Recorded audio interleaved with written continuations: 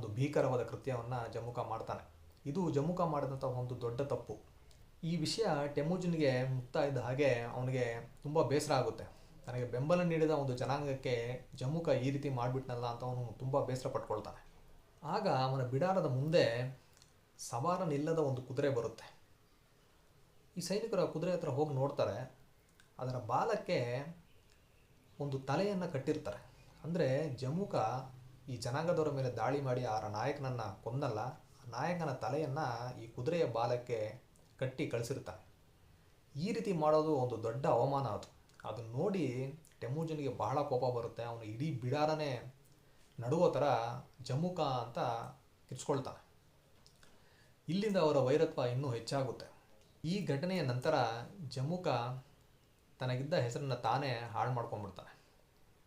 ಇದರಿಂದ ಟೆಮುಜಿನ್ ಕಡೆ ಬೇರೆ ಬೇರೆ ಜನಾಂಗದವರೆಲ್ಲ ಹೆಚ್ಚಾಗಿ ಬಂದು ಸೇರ್ಕೊಳ್ಳೋಕ್ಕೆ ಶುರು ಮಾಡ್ತಾರೆ. ಯಾಕಂದರೆ ಜಮುಕ ಒಬ್ಬ ಕ್ರೂರಿ ಅನ್ನೋ ರೀತಿಯಲ್ಲಿ ಈ ಘಟನೆ ಅವನ್ನ ಬಿಂಬಿಸುತ್ತೆ. ಆದ್ದರಿಂದ ಅವನಿಗೆ ಬೆಂಬಲ ಕಡಿಮೆ ಆಗ್ತಾ ಬರುತ್ತೆ. ಒಂದು ದಿನ ಟೆಮುಜಿನ್ ತನ್ನ ಬಿಡಾರದಲ್ಲಿರುವಾಗ ಖಾಸರ್ ಬಂದು ಆಂಕನ್ ನಿನ್ನ ನೋಡೋಕ್ಕೆ ಬಂದಿದ್ದಾರೆ ಅಣ್ಣ ಅಂತ ಹೇಳ್ತಾನೆ. ಟೆಮುಜಿನ್ ಅವಸರವಾಗಿ ತನ್ನ ಬಿಡಾರದ ಹೊರಗಡೆ ಬರ್ತಾನೆ. ಆಂಕನ್ನ ಸ್ವಾಗತ ಮಾಡ್ತಾನೆ.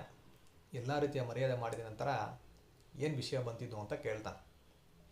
ಆಗ ಆಂಕನ್ ಹೇಳ್ತಾನೆ, ಟೆಮುಜಿನ್, ನಾನು ನಿನ್ನ ಹತ್ರ ಒಂದು ಸಹಾಯ ಕೇಳಕ್ಕೆ ಬಂದಿದ್ದೀನಿ.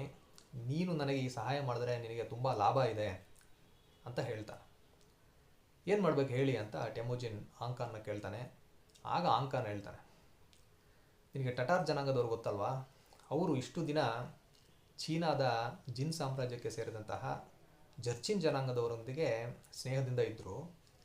ಈಗ ಟಟಾರ್ಗಳು ತುಂಬ ಪ್ರಬಲವಾಗಿ ಬೆಳೀತಾ ಇದ್ದಾರೆ. ಇದು ಅವರಿಬ್ಬರ ನಡುವೆ ಒಂದು ವೈರತ್ವವನ್ನು ಸೃಷ್ಟಿ ಮಾಡಿದೆ.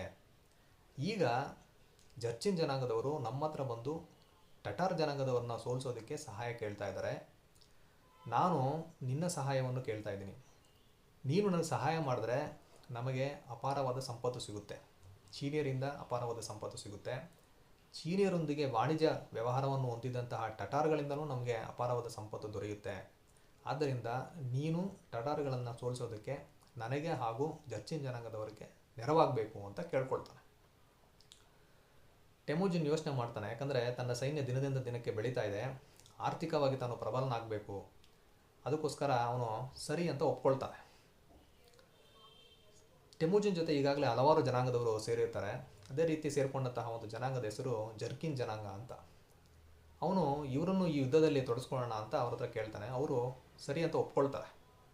ಟೆಮುಜಿನ್ ಕೆರ್ಲನ್ ನದಿಯ ತೀರದಲ್ಲಿ ಬಿಡಾರ ಮಾಡ್ಕೊಂಡಿರ್ತಾನೆ. ಅಲ್ಲಿ ಒಂದು ಔತಣಕೂಟವನ್ನು ಏರ್ಪಡಿಸಲಾಗಿರುತ್ತೆ.